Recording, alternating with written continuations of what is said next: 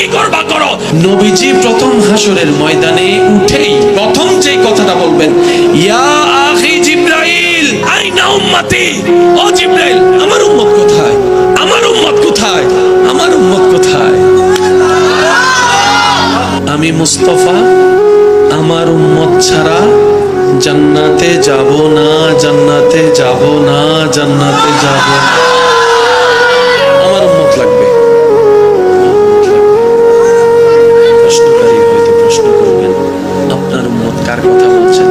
আবু বকর সিদ্দিকের কথা, ওমর ফারুকের কথা, উসমান গনির কথা, মৌলা আলীর কথা, মা ফাতিমার কথা, হাসান ও হুসাইনের কথা। নবী হয়তো বলবেন, না, ওনাদেরকে নিয়ে আমি চিন্তা করি না, আমি তো চিন্তা করছি আমার সেই গুনাহগার উম্মতদেরকে নিয়ে। আমাকে চিন্তা করছি আমার সেই গুনাহগার উম্মতদেরকে নিয়ে, যাদেরকে আমি সুপারিশ না করলে জান্নাতে যাওয়ার কোনো সুযোগ হবে না। আমি আমার উম্মতের কথা ভাবছি। এই বলে নবী যাবেন। রব বলবেন, হাবিব, সবার জন্য রেখেছি, আপনার জন্য রেখেছি মকামে মাহমুদ, মকামে মাহমুদ, মকামে মাহমুদ।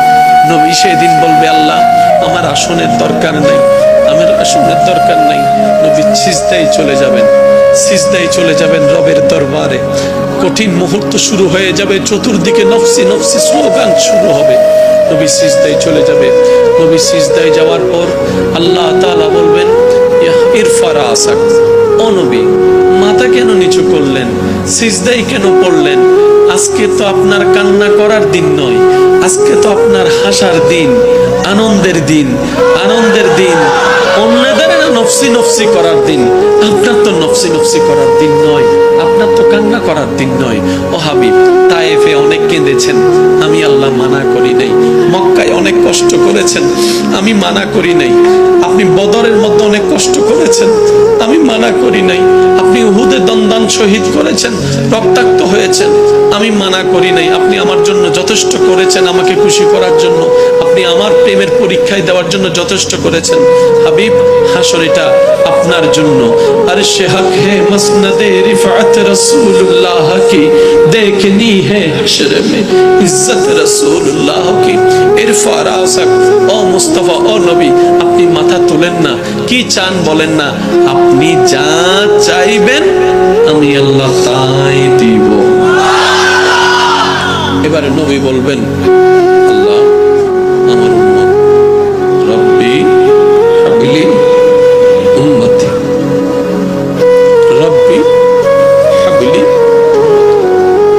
রব্বি, ও আমার আল্লাহ, হাবলি, হেবা করে দাও, আমাকে দিয়ে দাও, উম্মতি, আমার উম্মত, আমার উম্মত আমাকে দিয়ে দাও, আমার উম্মত আমাকে দিয়ে দাও, আমার উম্মত আমাকে দিয়ে দাও।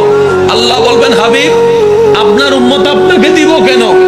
আপনার উম্মত তো আমার বান্দা, এগুলার বিচার করতে হবে না। নবী বলবে, ও আল্লাহ, তুমি যদি বিচার শুরু করো, একটাও জান্নাতে যেতে পারবে না আমি জানি। আর আমি, আমারও শর্ত, আমার উম্মত ছাড়া আমি জান্নাতে যাব না। এবার তুমি কি করবা করো, এবার তুমি কি করবা করো, এবার তুমি কি করবা করো। আল্লাহ পাক বলবেন, আজকের দিনের জন্যই তো আমি মালিক ইয়াউমিদ্দিন হয়েছি, মালিক ইয়াউমিদ্দিন হয়েছি।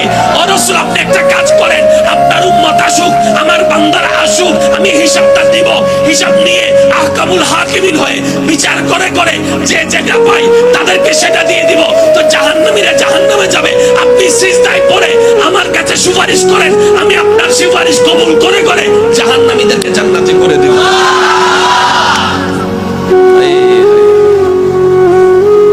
আমাদের জন্য কেঁদেছেন, আমাদের জন্য কাঁদছেন, আমাদের জন্য কাঁদবেন।